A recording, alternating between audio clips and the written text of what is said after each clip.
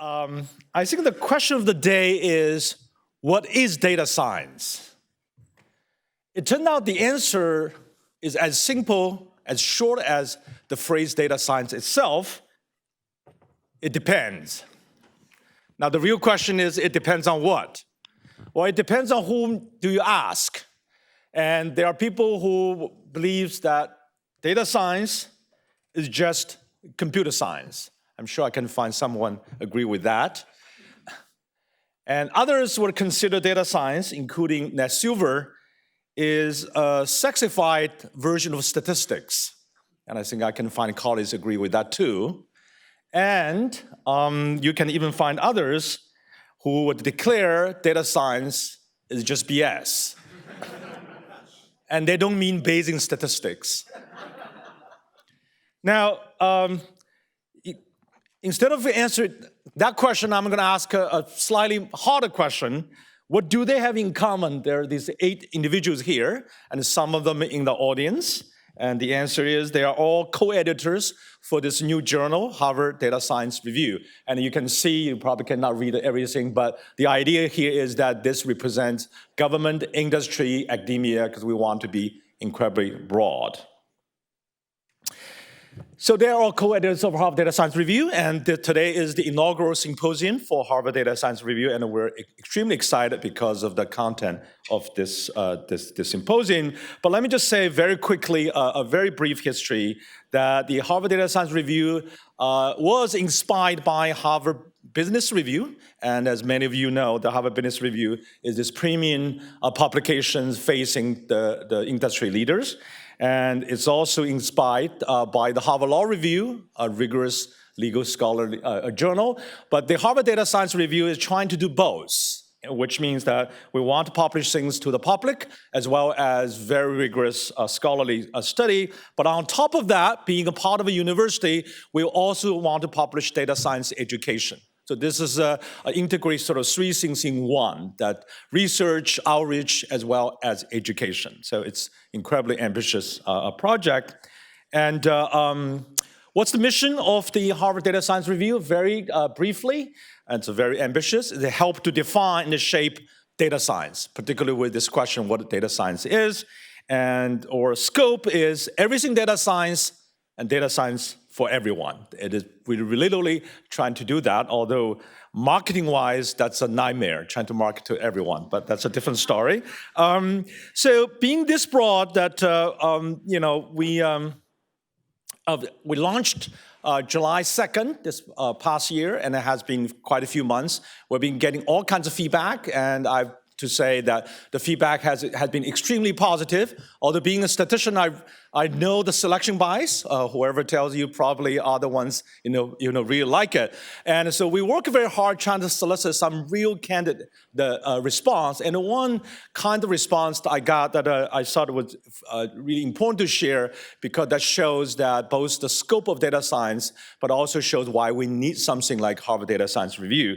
And we published 3 articles in the first issue, and we have a philosopher, we have a computer scientist, and we have an information scientist. So they represent the 3 sort of major branches of academia research, humanities, science, and the social science. The reason I show these work is that if you read each individual of their articles, and they're all really leading scholars in the field, but if anyone from across a discipline read each one of them, you will find their views may not be as wide as you think that should be. And that's a kind of a comment I'm getting, and I told people like that's exactly why we have this very general platform, because you need to read all 3 of them.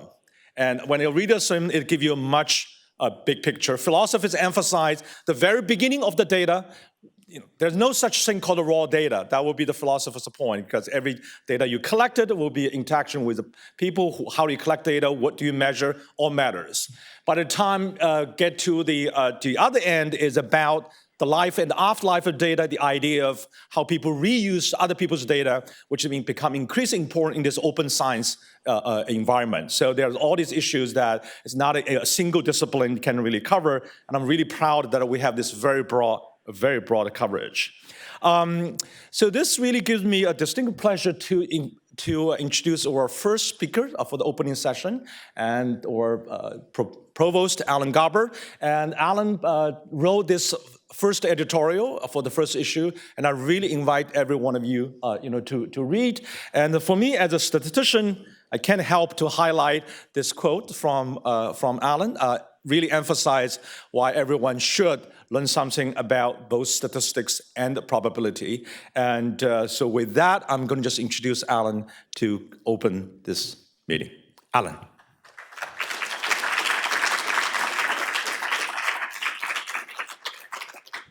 Thank you, Xiao-LI. Welcome, everyone. Thanks so much for coming here early on a Friday morning.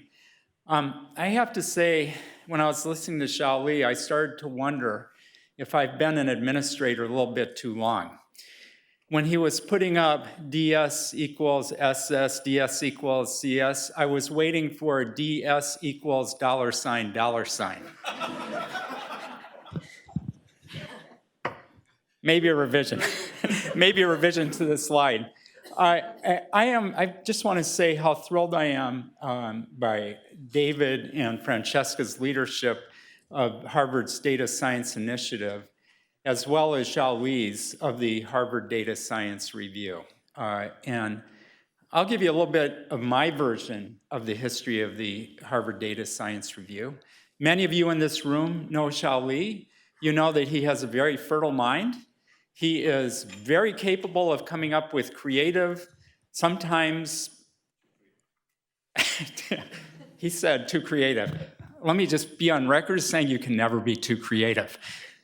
However, creative and sometimes wildly ambitious schemes, but he also has this amazingly high success rate when he does this. And let me just say that when he first came to me with the idea for the journal, I was a little bit skeptical, and Harvard Business Review was a model from the very beginning.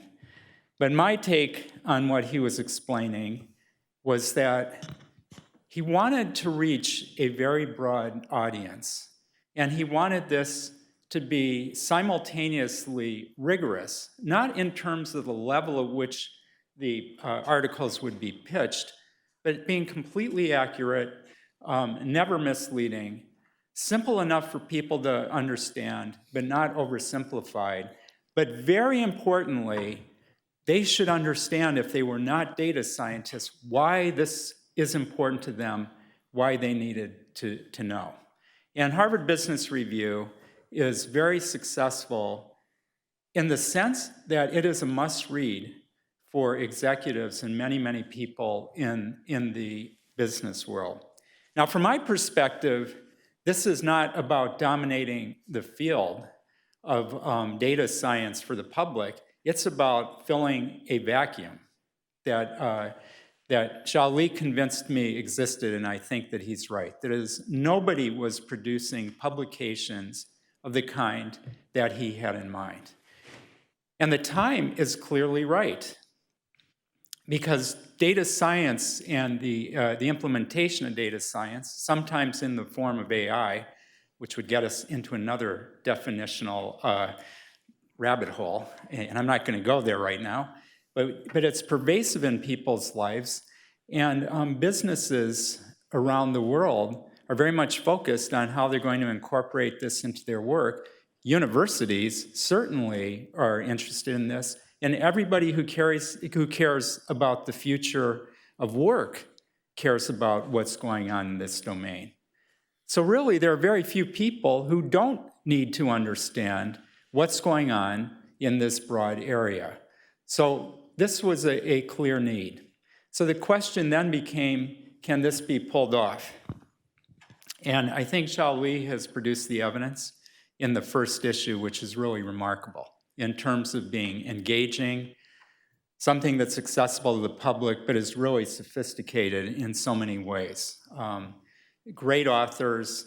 Maybe the hook to get people interested in this is to write about how you determine whether John Lennon or Paul McCartney were responsible for the principal authorship of one of the famous Beatles songs. Maybe it's about using these techniques to predict drug approval. But it is a great assemblage of what the key issues are. The challenge, of course, will be to sustain this. What I have hoped that the data science review would be is an instance of what you might call critical evangelism. And by that I mean evangelist for the broad pursuit of data science, but critical, not overpromising, not misleading, not oversimplifying, but enabling people to see the strengths and the limitations, what the challenges are, what kinds of problems we need to keep our eyes open for, even if we are not specialists in the area. But there is a tendency for some people to be, in essence, complete skeptics, and some people to be complete enthusiasts. This should be a trusted guide to what's really going on and where the real opportunities are, where the challenges are. And again, I think that the work in the first issue is a perfect example of this. You might look at Mike Jordan's article and the commentaries on that article. It's showing this kind of self-critical, but not overly skeptical approach to thinking about data science. I should just say that my biggest hope is that the readers of this journal who are not data scientists will come out with a greater appreciation for probabilistic and statistical reasoning, as I indicated here. Because in the end, we can all be wowed by what you can do with data science. I think it's much more important for people to understand, not necessarily the underlying technology, but they need to understand how to interpret the results, and they need to understand how to apply it in their lives, how to apply those results in their lives. And I think that the journal is, again, off to a good start. That will be a tough challenge because nobody has been fully successful in that endeavor. So I'm very hopeful. So let me just conclude by thanking, of course, Xiao-Li for his amazing work in putting together the journal, for the editorial board, for all the people who have contributed to it. I think they've made the case that there is an audience for this, and the fact that they made it open is going to actually enhance that. I want to thank the team at MIT Press who worked with us to launch the journal, and also all of the conference attendees here, many of whom have traveled a great distance, and I want to especially thank John About and his team coming, maybe not that great a distance geographically, but in many other ways from Washington.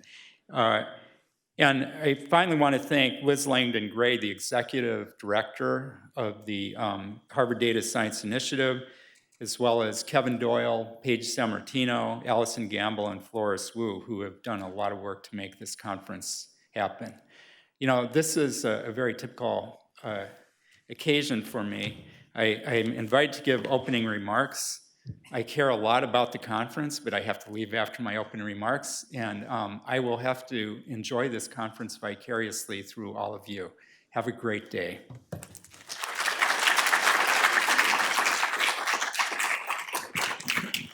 Thank you so much, Alan. As I'm listening to you, I start to see dollar signs. I start to see dollar signs flying away. And I got into this whole thing, really I have to thank Francesca. She might remember that she came to me, I think it was the 2007 November, 1807. And Francesca at that time was soliciting ideas for our Harvard Data Science Initiative. And Francesca said, Xiao-Li, you usually are pretty creative, give us some ideas. So we started to have a conversation. Then we mentioned this Harvard Data Science Review. And then, of course, like many things I did in my life that we talk to people, then nobody really follows up. But what happened was for Francesca, that a few months later, she come back and say, she and David really likes the ideas. They want to do this. It's great, but they say you have to do it. That's how we got started. So Francesca and David are Park. They are the co-director of Harvard Data Science Initiative, for which Harvard Data Science Review is a part of it, and they have done really truly amazing amount of work, and I'm going to invite Francesca to say a few words. Francesca.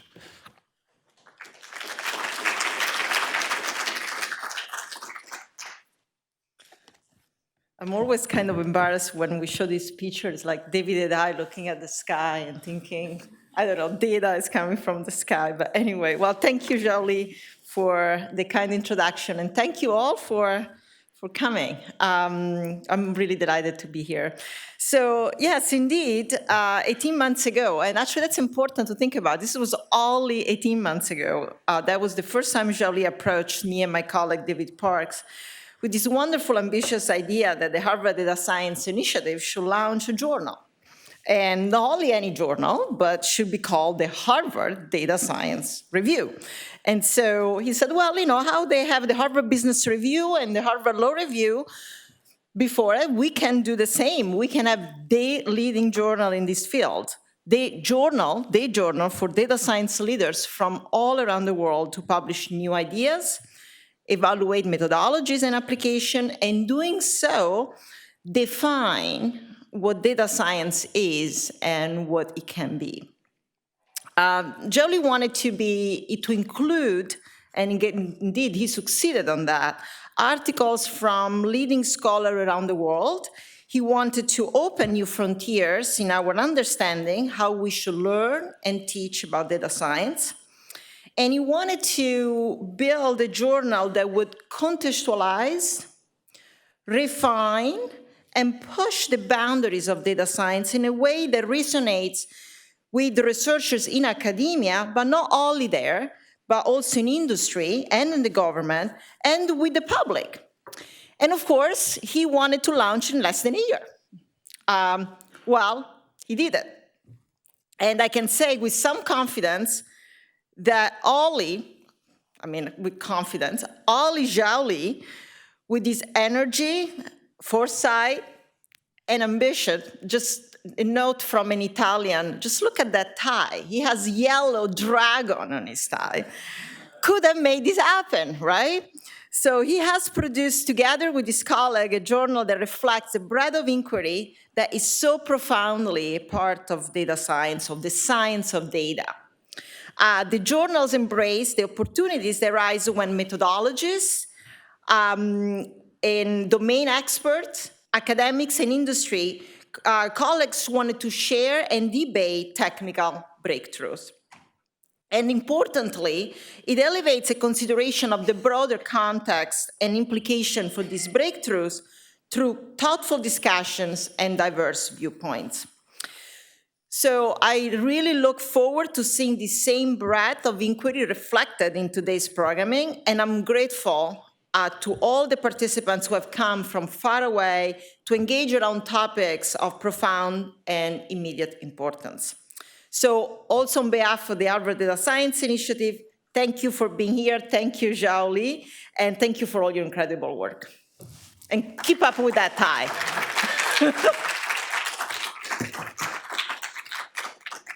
Thank you so much, Francesca. Part of the reason that I did have lots of confidence, but the reason I had a conference, I know that I have amazing colleagues they will chime in. And one of them, I would call him my, partner of crime, is Professor Robert Ru. And Professor Robert Ru is a professor in molecular cell biology, but he was the founding director of Harvard X, as well as the faculty director currently as the Bach Center of Teaching and Learning. And in the first issue, he interviewed the co-chairs of the National Academy of Science committees on this report about the undergraduate education in the United States on data science, which promote this idea of students need to acquire what they call a data acumen, and in which Robert really posed a very provocative question. I think I reposted it here. The way Rob thinks, I think that's what he's going to speak on, is can we use the data science as a platform to reimagine the liberal arts education entirely? And when you have colleagues of that kind of vision and scope, you just have to keep up with them, and that's what I try to do. So let's welcome Rob.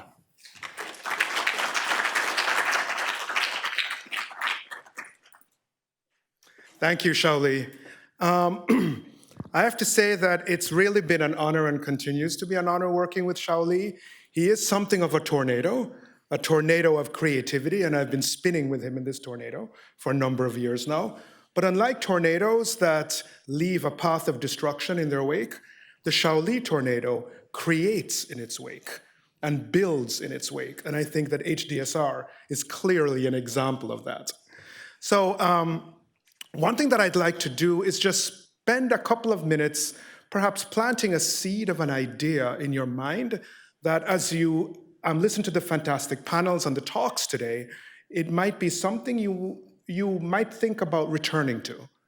So when you think about data science and you think about sort of the mission that we have in terms of helping to define and shape what this field is, but in particular in the second part of our phrase, saying that data science is for everyone, one way of thinking about this is how do we engage more students more broadly with what is the nascent and growing field of data science? And it's easy to think that what that question represents is a serious challenge. And indeed, there are elements of challenge to it. Because if you think about what's happening in STEM fields, we've spent decades trying to diversify and make our STEM courses more inclusive in higher education. Unfortunately, this continues to be a struggle. Great breakthroughs have been made in terms of active learning, in terms of diversifying the voices that are heard in our classrooms, in terms of thinking clearly about how a variety of backgrounds can more deeply engage with science when our schools are clearly examples of a high variance group in terms of what they're able to actually do for our students as far as preparation in quantitative fields actually looks like. So this is a challenge, and it's quite easy to think, well, given the parental lineage, one might argue, of data science in statistics and computer science and mathematics, what are we going to do about this? Are we going to inherit these challenges? What I would argue is that what we now have is a potentially unique opportunity in STEM, is to not really inherit those challenges, but actually get it right from the beginning with a new field, with a new set of approaches, with potentially new ways of engaging. And so what do I mean by new ways of engaging? What I mean is not to think about the way in which we have traditionally done things in science, the ways in which that I've done it in biology for decades, which is to essentially evangelize on behalf of your field, to tell your story of how you got excited, tell your story about how other people got excited, and try to convince your students that those stories are their stories and that they must hang on to them and absorb them and buy into them. We have gone from a world where we try to fill what was considered the empty vessels of our students with content, with facts, with skill sets, with approaches, to laying on top of that, trying to fill them with stories that we hope in some sort of evangelical way they are absolutely convinced and compelled by. What data science presents is a unique opportunity for us to allow our students to build their own stories based on their own budding, nascent, evolving passions and apply those stories to what they care about in the context of data science. So now instead of me having to convince students that, cell and molecular biology is the thing for you if you want to cure disease, if you want to understand humanity going forward, you have to do that, et cetera, what it allows me to do is present a series of challenges, of problems, and actually use data science as a platform, as a set of tools and approaches, and invite them to apply this to what they care about. So I do think, given the fact that data science spans, as Xiao-Li has shown us, almost every field imaginable, from the arts and humanities, across STEM, across the social sciences, we no longer have to convince students that a particular discipline is for them.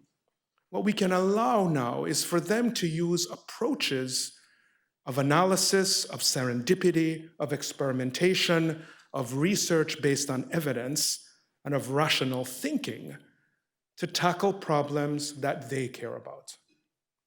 So I'd argue that this is a unique convergence in education, where we've now learned a lot about the power of active engagement, of challenge-based learning, of problem-based learning, of orienting education towards problems and things that students care about. And now we have a field that is wide open, completely wide open, for students to, as they figure out what they care about, tackle it with the tools that we think are absolutely critical in the 21st century and going forward. So, this is not just a challenge. Challenges remain. Variations in background still have to be dealt with. But these are truly exciting challenges of how do we level set, not to have our students engage with one story, but how do we level set so that students can bootstrap into what they really care about? And I suspect that in this room, all of us know that one of the most valuable skills is the ability to bootstrap into what you care about. You're here because you care about a lot of different things, but you're interested in how data science connects with all of that. And I bet that not a lot of you have a degree in data science.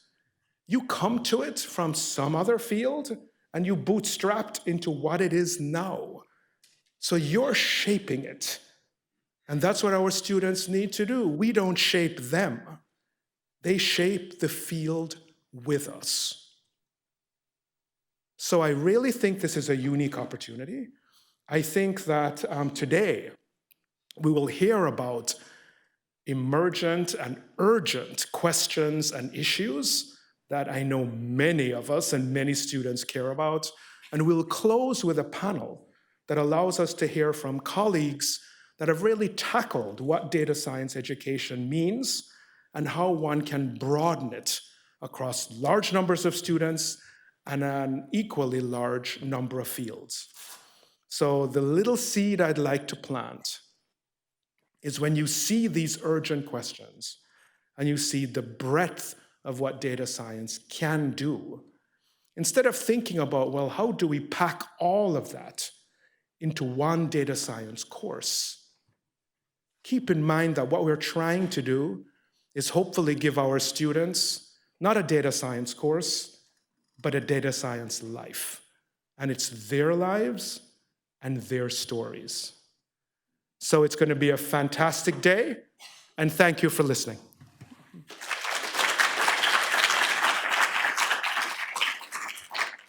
You probably can tell why Rob is one of the most popular professors on the campus. He's incredibly persuasive. And you can read more about his vision in the second issue that he expanded on what he just spoke, that the second issue should come out just in about 1 or 2 weeks. And by the way, it's entirely free, it's open access. You just Google Harvard Data Science Review, but not now. So now let me just say a very few words about today's inaugural symposium. And today's symposium, as Rob just said, we're going to pose a lot of very challenging questions, and as well as opportunities. And the way I'm thinking about today is all about trade-off. I think that's pretty much what life is about. And the first trade-off is this is the 2 sessions on the differential privacy for census, 2020 census. And the key trade-off there is the data quality, data utility versus the data privacy. And the US Census Bureau has given an impossible job. The Constitution mandates that they collect the data as accurately as possible, but the law also requires them to protect people's privacy. And what I thought about is this is a kind of a dilemma in our life. As humans, we all like to have as much information as possible from others. And we really don't like others have lots of information about me. But the problem is the other people's others people is me. And that's every one of us. So basically, the Census Bureau is giving this impossible task. And I'm really grateful that John and his team is here today, and I think we need to give them a round of applause for doing this impossible job.